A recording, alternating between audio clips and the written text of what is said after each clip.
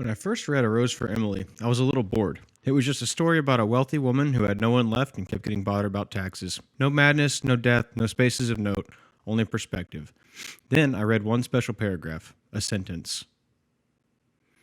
The man himself lay in the bed. The paragraph following described exactly how I felt reading these words. Shock. What happened? Who was it? What do all these details mean? I had to investigate, so I did.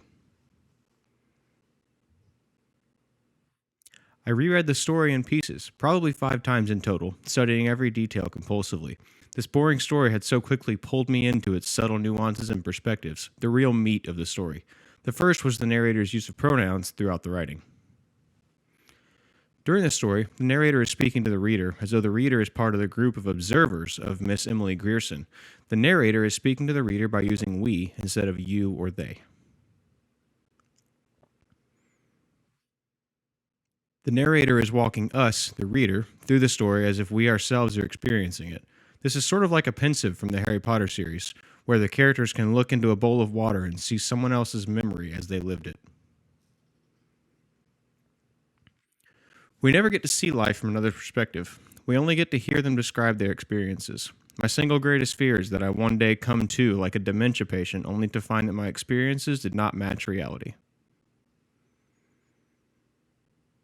We can observe this phenomenon in stories where a spouse or loved one has died and a given protagonist lives their life as though the person was still alive. To others, however, they may be acting as though they have an imaginary friend. Here we have quite a few perspectives that we can draw from. However, the story leaves us with more questions than answers. We assume that her husband left her because that's what we are told happened. No one in the story accounts for this directly, and therein lies the problem.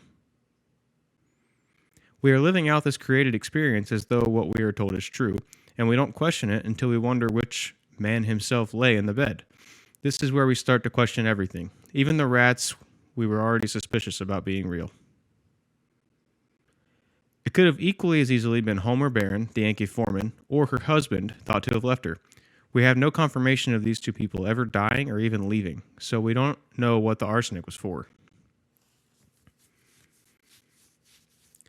Perspective is reality. You have probably heard this before, and it is somewhat true.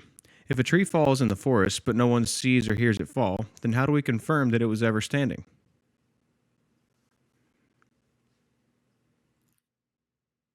See, the more perspectives we have, the closer we get to approaching reality.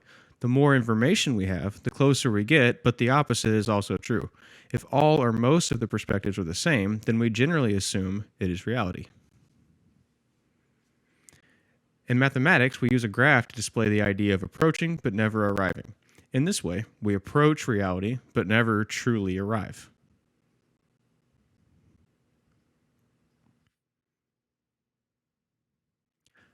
A Rose for Emily is about unicorns.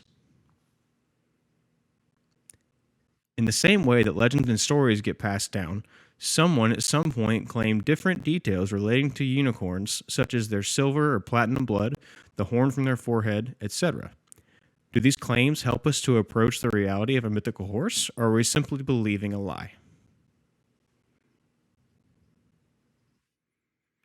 And finally, are we blue pilling ourselves into believing the assumptions most people use as talking points, or are we taking the red pill, looking layers deeper to discover just how closely we can approach reality?